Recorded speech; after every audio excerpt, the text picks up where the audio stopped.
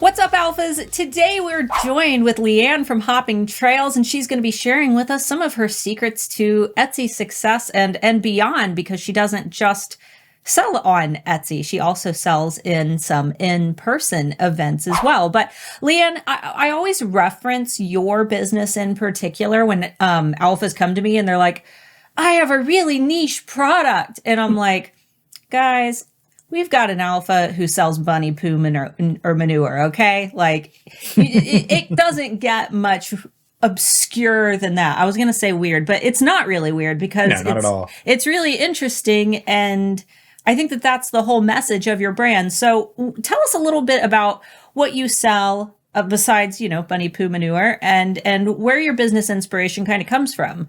Yeah. So I sell organic gardening solutions for people with busy lives. So I want to make gardening accessible to everyone.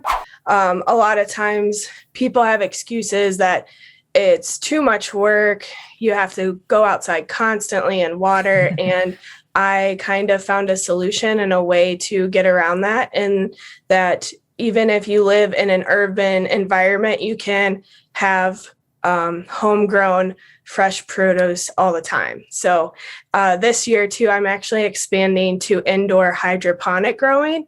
So now it's going to be a 4-season grow. Oh, that's awesome. That's awesome. I look forward to seeing what you can do with expanding. That's going to be cool. Awesome. So where do the bunnies play into your branding? Because obviously they're your spokesbuns. I mean, I see them all over.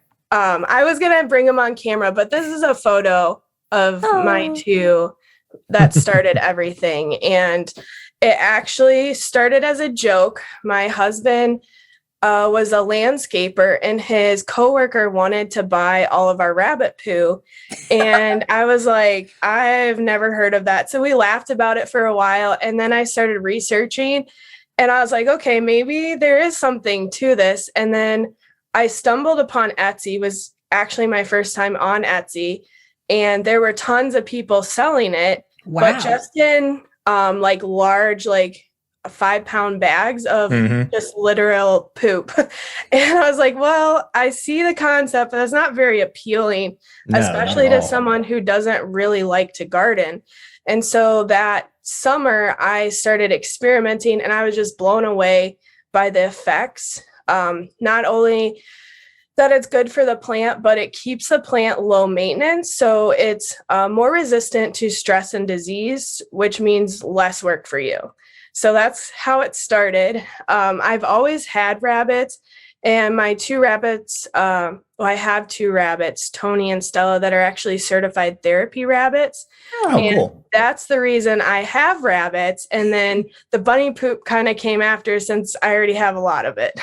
I was just going to say, how much poop is necessary to run a bunny poo business? And bunnies poo a lot. They do poo a lot. They do. And it's kind of funny when I go to festivals. I'm located in Wisconsin. It's a very different market than around the US, I would say. I grew up in Missouri, so it's very different from Missouri. I get people coming up asking if they can sell me their rabbit poo if I don't have enough. So sourcing it isn't the problem. And it doesn't sound like you're hard up for a market either, because because when you first talked about it, I'd never heard of it. But now I'm starting to see it everywhere. So there's a huge demand for bunny poo manure, which, I mean, obviously that's helped your brand. But what else do you sell? Because obviously you're not just doing bunny poo, though that's what your branding is all about. You also do... So I sell vegetable seeds, flower seeds. Last year I expanded into microgreens, and then this year I'll be expanding into hydroponics and aquaponics as well. Oh, cool. That's awesome. So let's see, when did you join Handmade Alpha Academy? Because I can't remember offhand. I know it's been a while. I believe it was the first year you guys opened HAA. I think it was. I think you were in our first enrollment period, because you came in around the time that Amber Marie and it's like the first class is like where all the like the greats, the names that everybody, you guys were my favorite class. It was a good year to get in. It was. But with that being said, and I know I ask Amber this a lot because, you know, she and I talk so much, but were you nervous, especially since I didn't have like a ton of testimonials and stuff? Was that like a terrifying because thing? we know it's a huge investment, and we know that can scare some people off, especially being our first time around. So were you really nervous at all when you were joining? I was, because I didn't even have a product or a business name when I joined. I had this idea and this vision of what I wanted to do. And so I was researching, okay, how am I going to sell whatever I'm selling? Because a website and driving traffic, I have a degree in microbiology. Wow. I know nothing about business. My husband has the business degree. And so I was drawn to the fact that it was Etsy. There's more organic search there. People kind of know what they're looking for when they go. So I was looking for an easier way to start through business. And I think I actually messaged you guys to ask if your class was okay for someone who had never even started their business or wasn't even close to starting a business. And the answer was yes. And I'm so thankful that I did. Awesome. That was probably you that replied to that message. Probably. That was probably him saying, "Hey, someone wants to know this," and me being like, "Yeah," and telling him what to reply. Yeah, we were busy. So obviously in that time period, I mean, you've made a lot of sales on Etsy, and obviously you've made sales at live markets as well. And the time frame, I mean, it hasn't been a lot of time. It's been like what, 3-4 years? Mm-hmm. Yeah. So in that time, I sales numbers aside, like, what is your proudest accomplishment building this business? Because I mean, your brand looks beautiful, your photos are beautiful, your branding is beautiful, and your message is beautiful. So what is the most inspiring thing for you? It's actually my branding. When I go to festivals, it's the first thing people notice. It's what draws them to purchase, not just because I really play up the rabbits. I bring them to the festivals, and so it draws all the kids in, and then the parents are trying to figure out where their kids went. I just really stand behind my products as well, and I'm just really passionate that gardening brings people together. It's what connected me to my neighbors. It's connected me to organizations in my community. And I really want that for other people. Awesome. And that's huge. That's huge, because we have so many sellers who will, they'll get on Etsy, but they make, jewelry or bracelets or whatever, and they don't have a message behind what they're making. They're not really passionate about it. It's just, I know how to make this thing, so I might as well sell it. Do you think that this, actually being passionate about what you're doing is the primary contributor to your success? I would say because it's a lot of work and it makes it fun in the process. If I didn't enjoy it, I would have given up probably 2 years ago. But I just kind of found this spark that you can run a business and have fun. So before, when I was in college, I just had this concept that you had to hate what you were doing. That's everybody anymore. So after I got over that hurdle and realized it's okay to enjoy it and it's okay not to work 24/7 is really when I started to thrive and just be a little more successful. Awesome.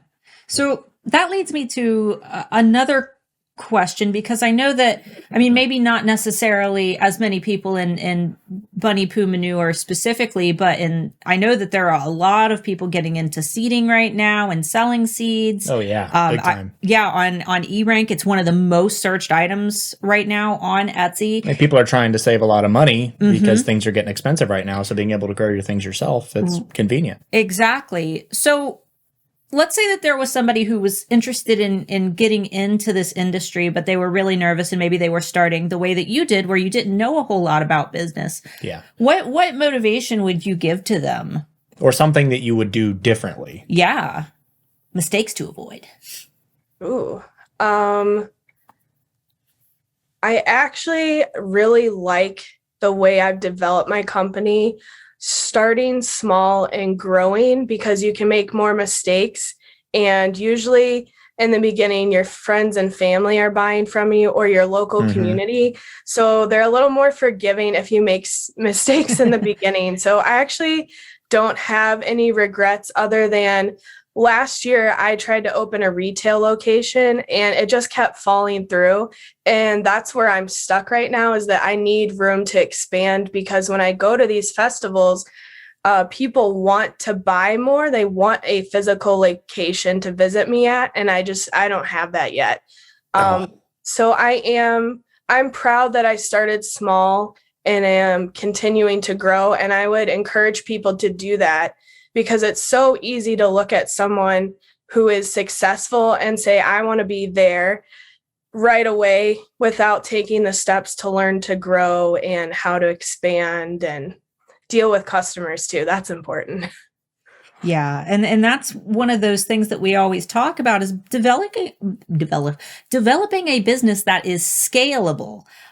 We have so many Etsy sellers who create products that, you couldn't do this with just one bunny and one seed producing plant. You have to be able to scale that business and expand. And sometimes it's more difficult than just being able to physically do something yourself. Sometimes there's the locational restraint. There's having resources available to you. There's a whole bunch of things that could limit things like that. So yeah. So what's an average workday look like for you in the world of bunnies and seeds? If you had, like, we'll say, like a really busy sales day, what would your day look like? First, it's getting up and feeding the rabbits. They go crazy for breakfast. If you don't feed them, they'll let you know. Also, my rabbits are free range, so they use a litter box just like a cat. They hop around the house. They kind of go to and fro. So our Hendrix, we call our little dog. They all have their own personality. So I gotta take care of them in the morning, and then I'll usually check my messages, pack orders. I like to personally run to the post office. I'm not to the point where I need pickup or anything yet. And then afterwards, it's really hitting social media. Keeping up with my Instagram and my Facebook group of followers, planning my next email series. The business stuff is what I do at the end of the day. What, out of all that business stuff, what do you think was the hardest part for you? I know a lot of people get stuck on the email list or the Facebook community, and a lot of people are like, a Facebook community, why do I need that? Out of all those things, what was the most difficult for you? Probably the email list. It doesn't seem as personable to me when you're sending mass emails. I do really well selling in person, or even on Instagram or my private Facebook group, because there's more of that personal connection. But overall, the hardest part was actually just getting started. When you're starting out in business, you don't realize that your product is what people want. And so you feel bad selling to people, and then that almost prevents you from putting anything out there. I guess the imposter syndrome is really bad in the beginning. Yeah. But over time, I'm sure that there are plenty of people watching who feel that, who understand that imposter syndrome. Yeah, it can be bad. We even get it from time to time. Oh, yeah, absolutely. Do you feel like that goes away with experience, though, and the more you do it? Or do you still experience it every once in a while? I still experience it, especially if I'm launching a new product line. But then you just have to remind yourself of the interactions you have with your customers, especially when I do festivals. That's something that I do not just for my customers, but for myself. It kind of gives me that social proof that what I'm doing is what people want. That's awesome, especially in those niche industries where you think that, oh no, what if no one likes it? What if nobody wants it? What if nobody's heard of what it is that I'm trying to sell?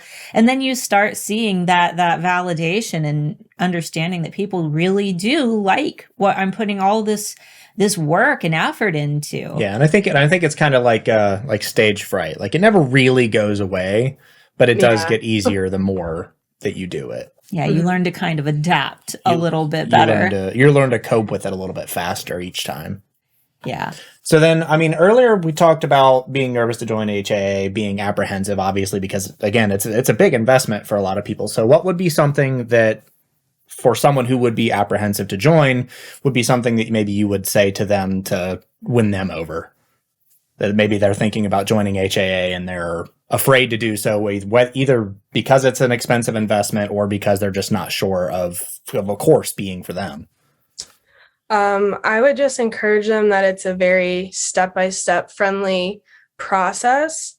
And you get continued help no matter where you're at in your Etsy journey. That was probably the biggest selling point for me, is that I wasn't ready to launch my Etsy store, but the continued support that I would get when Etsy made changes, and I knew they were going to make changes because they were still a new company, was that kind of gave me the peace of mind that, okay, even if I launch a year from now, this will be worth it. Awesome. That's awesome. Yeah, and they have made changes. They have made a lot of changes. They won't stop making changes. Right.